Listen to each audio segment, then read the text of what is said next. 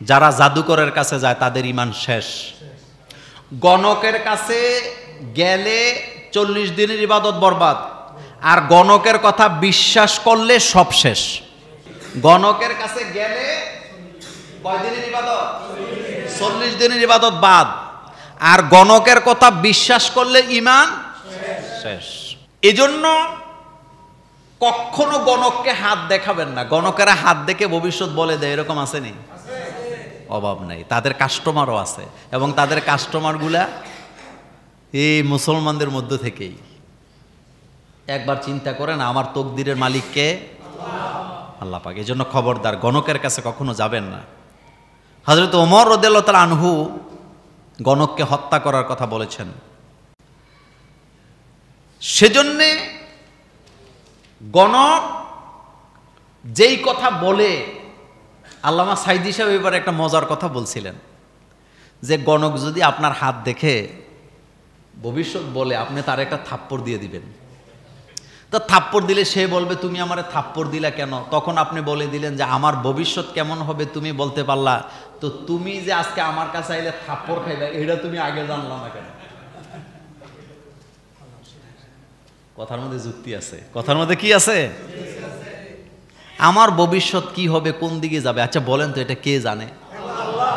আমি যদি জানতাম যে সাবের বাজার গেলে, ক্যান্টনমেন্ট গেলে আমি অ্যাক্সিডেন্ট করবো, আমি কি জীবনে যাইতাম? কথা কন না কেন? আমি কি 1 মিনিট 1 সেকেন্ড আগেও জানি 1 সেকেন্ড পরে আমার কি হবে? জানি না।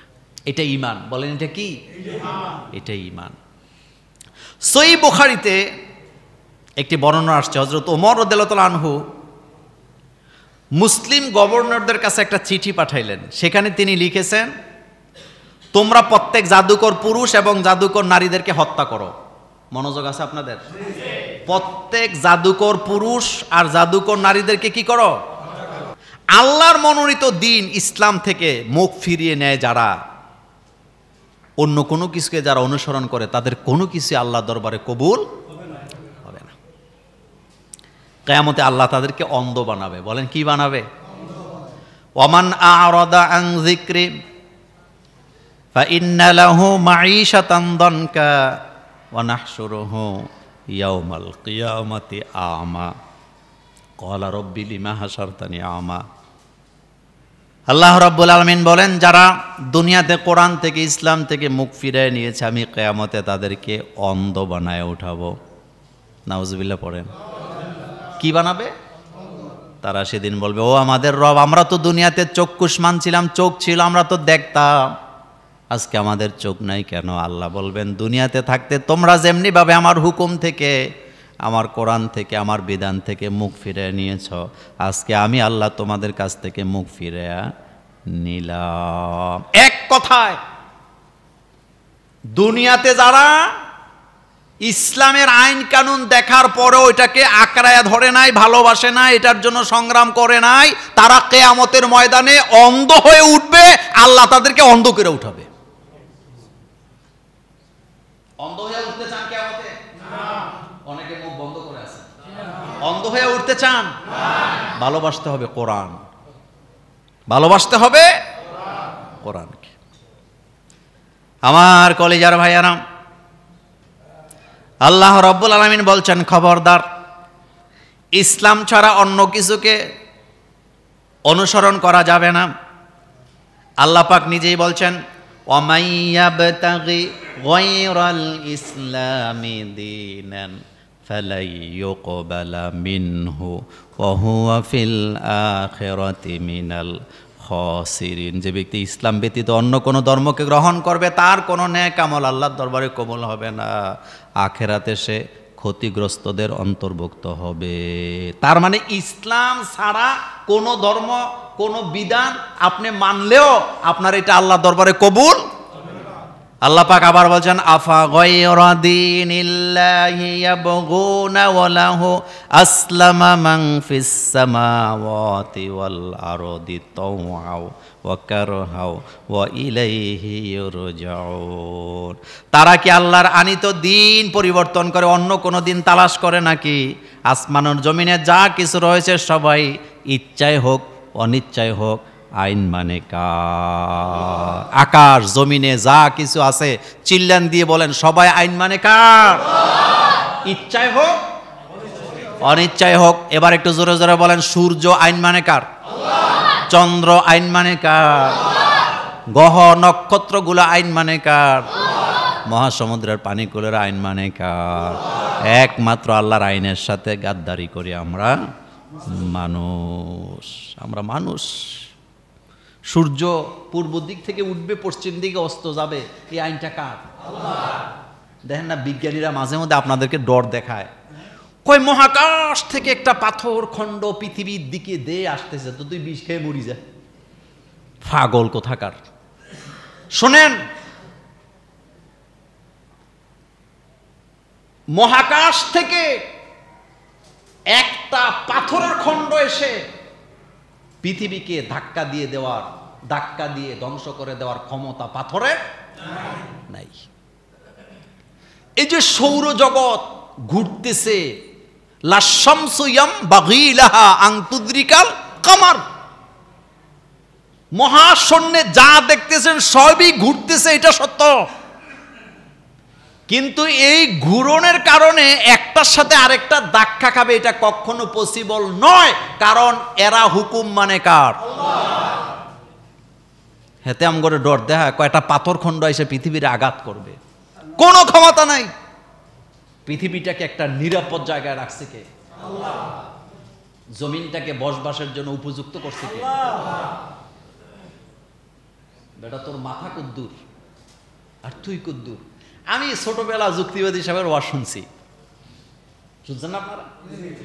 উনি একটা ওয়াজের মধ্যে বলছিলেন যে শাশুড়ি তার 1.5 হাইত্যা বুটটা বউরে পাঠাইছে পানি আনার জন্য টিবল থেকে, তো কলসি নিচে দিয়া কলসি পানি পুরাইছে, পুরাইয়া যখন কলসি উঠাইতে গেছে নাকফুল কলসির ভিতরে পড়ে গেছে। এটা যুক্তিবাদী সাহেবের ওয়াজ। এখন বউর হাত 1.5 হাইত্যা, বউর হাত কয় হাত? এখন বেডিয়ে হাত দিয়ে তলাও হয় না, জিনিসও আর।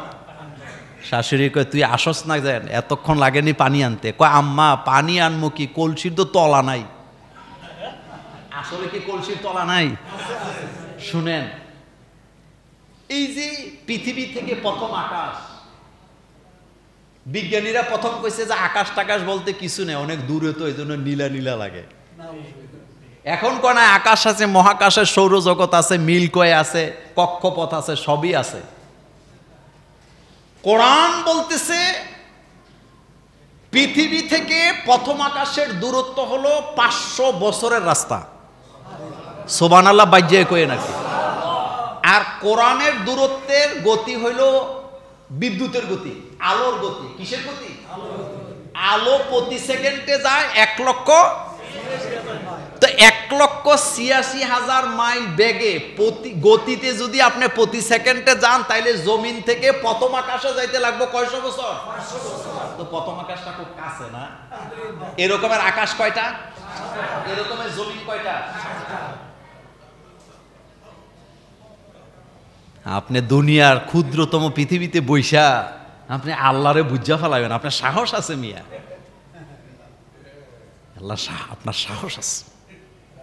আল্লাহর ক্ষমতা, আল্লাহর সৃষ্টি জগৎ নিয়ে ইনশাল্লাহ আগামী জুমাতে আলোচনা করব। আমরা জানলাম যারা ইসলাম থেকে মুখ ফিরিয়ে নেয় তাদের ঈমান কি শেষ, ঈমান আর থাকে না। এই জন্য ঈমানের পর্বে এটা শেষ করলাম। 1 নাম্বার, আমাকে ক্ষমা করার ক্ষমতা কার? আল্লাহ পাকের। আমাকে ভরসা করতে হবে কার প্রতি? কোনো কিছু চাইতে হবে কার কাছে? আল্লাহ পাকের কাছে। এবং আল্লাহর দেয়া বিধান ছাড়া অন্য কোনো বিধান মানা যাবে না। এতটুকুতেই থাকেন। দুনিয়া যত কিছু হোক, আমাদের আখেরাত লাগবে। বলেন তো কি লাগবে? আখেরাত লাগবে তো? জোরে বলেন, আখেরাত লাগবে তো? আখেরাত যদি চাই, দুনিয়াকে পেছনে ফেলে দিতে হবে।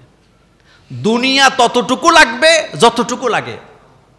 আমরা যখন বাথরুমে ঢুকি, বাথরুম আমাদের লাগে নাকি লাগে না? বাথরুম লাগে, কিন্তু বাথরুমে ঢুকে আপনি ঘুমাইবেন? বাথরুমে আপনি ততক্ষণই থাকেন যতক্ষণ আপনার থাকা দরকার, এরপরে কিন্তু আপনি বেরিয়ে যান। সেম পৃথিবী আমাদের লাগবে। আমাদের টাকা লাগবে, ব্যবসা লাগবে, চাকরি লাগবে, বাণিজ্য লাগবে, শখ লাগবে, তবে দুনিয়ার লোভে মোহে পড়ে আমাদের আখেরাতটা যেন কি না হয়, নষ্ট না হয়। আমাদের আখেরাত লাগবে। বলেন আমাদের কি লাগবে? আখেরাত। আমরা মুক্তি চাই। বলেন আমরা কি চাই? আমরা আখেরাতে মুক্তি চাই, আমরা জান্নাতে যেতে চাই। আল্লাহ যেন আমাদেরকে কবুল করেন, আমরা বলি আমিন।